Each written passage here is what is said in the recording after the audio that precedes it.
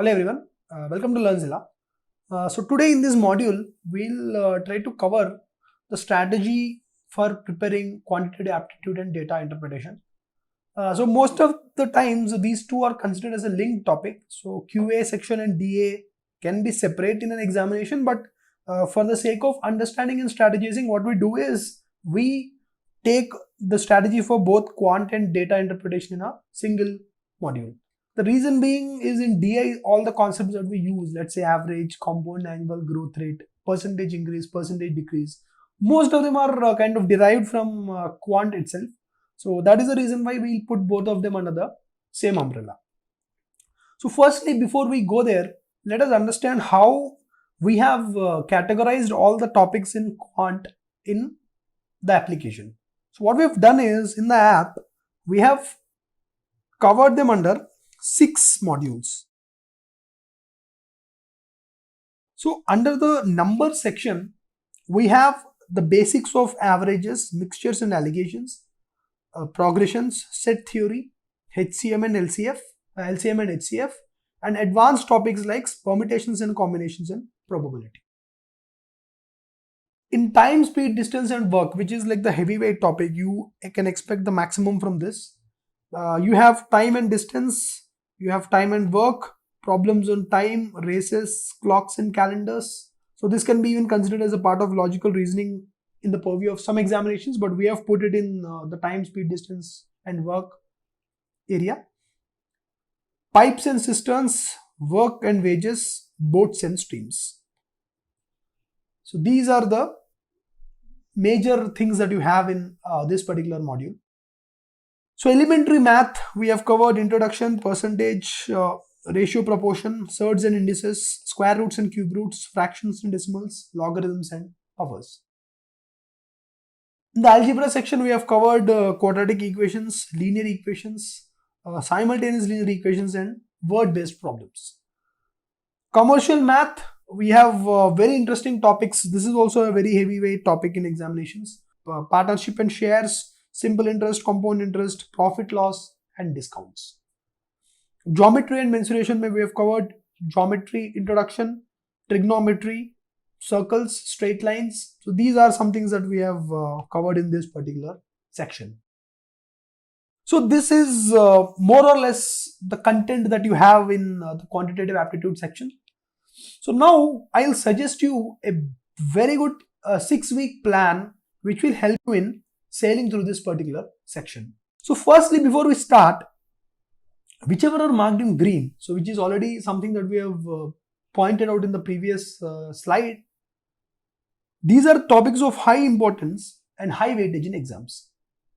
So commercial math and time, speed and distance, if you see in an exam, let's say with 25 to 30 questions in aptitude, I would say at least 10 questions can come from these topics which are marked in green. So these are very important and they are the heart of quantitative aptitude, especially in terms of these campus placements and aptitude tests.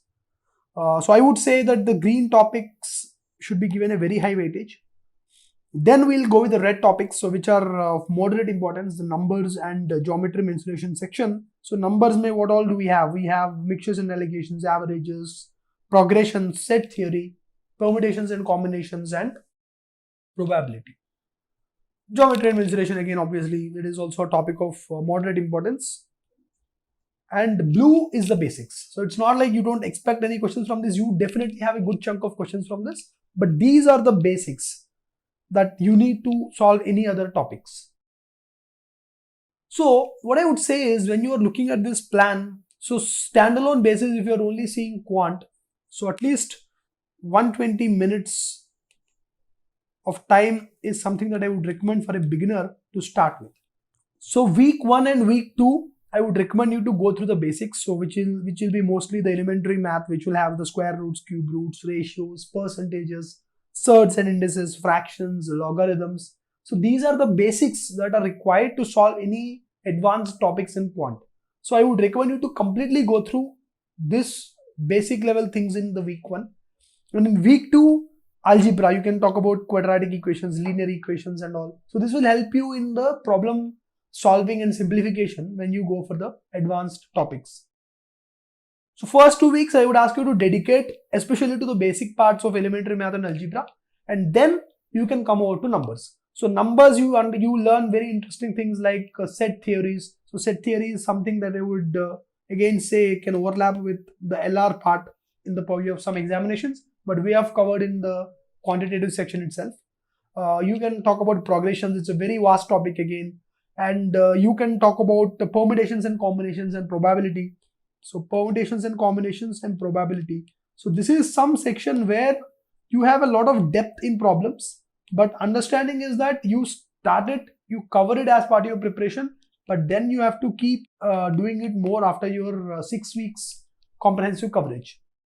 So once your 6 weeks are done, this is one module where you have to keep solving more questions, because you have a lot of question types in this particular section. So I would recommend you to do this. And week 4, you can start with the commercial math part. So this is a very interesting topic, but not much of a depth to cover. So you have problems in partnerships and shares, simple interest, compound interest, percentages, profit loss, discounts. So it's a fixed type of a syllabus, but you can give a good amount of time. You in fact dedicate one week of time for this, because it's a high weightage topic. And time, speed and distance is something that I would like you to cover during the 5th week, because this is the time where you have a very good understanding on all the basics. And here it's time to fasten up your preparation and solve more number of questions, because this is a very high probability topic. And now coming to the last week. So we have geometry and mensuration here to cover. So here it's again a very in-depth kind of a topic. You have straight lines, circles, you have concepts from trigonometry, you have a lot of theorems to understand. So this is again a very vast topic. So what I would say is the action plan for week 3 and 6 can be swapped depending on your convenience. So this is properly student specific stuff. So if I'm good with geometry, I'll plan to do it first and cover it off. And if I'm not really good with geometry, I would like to keep it to the end, and I would maybe use one more week to understand this topic well. So that these things depend on your comfort, but my recommended order would be this, depending on the weightage of the topic and depending on the skill set that you require for solving questions in this topic. So this is more or less my 6-week strategy that I use to ensure a comprehensive coverage of all the topics, covering all the basics and solving a very good number of questions on the practice side also. So I'll recommend that once you do it every weekend, so you start it on a Monday and on every Sunday you take the mock test for all these modules. So Sunday is for mock tests and analysis of that particular mock test. So that will give you an understanding how well prepared are you on that particular topic and what are the areas of improvement. So that is how these things work. So maybe you can use one extra week later on for analysis or review of everything that you have done during this particular 6-week time. So that will actually help you in streamlining your preparation further and helping you in a good coverage. Similarly, when you talk about data interpretation, so this is what I'll give it to you as a plan. So if you want to cover and ensure that you have touched all the topics and you have solved good number of problems in data interpretation. So first week you will start with bar graphs and line charts. So this is a very important topic. So again, the basis for percentages for a DI is percentages on any day.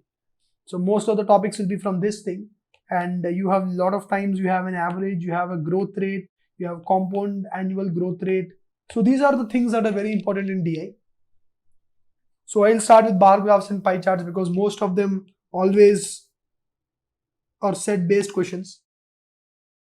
In the second week, I'll go with pie charts and tabular charts, and I'll ensure that I have covered a good number of problems from this module as well. And in the last week, I'll go with DI and other special type of questions in caselets. So you have a caselet kind of a thing where you have a combination of both a bar graph and a line chart, a mixed chart kind of a scenario. So these are all the exotic type of questions which I'll give one more week dedicatedly to understand things there. So because if you take any of these topics in DI, again, it's a 90 to 120 minute affair for you to learn the basics. So I'm still giving you a 1 week time. So what does this imply? It means that you have to use your time to practice as much as you can when you're trying to talk about the DI section. Because this is the only section where the practice comes in very, very handy when you're trying to solve problems. So DI, you give time, you take your time and solve as many questions as you can, because coverage will hardly be for 2 hours every week if you want to just learn the basics. But practice is something that will help you. You use the mock test, you use the subject level tests, use the exam level tests to get a very good understanding, because in 3 weeks you should never again revisit DI except in the examination. This is somewhere you can save a lot of time.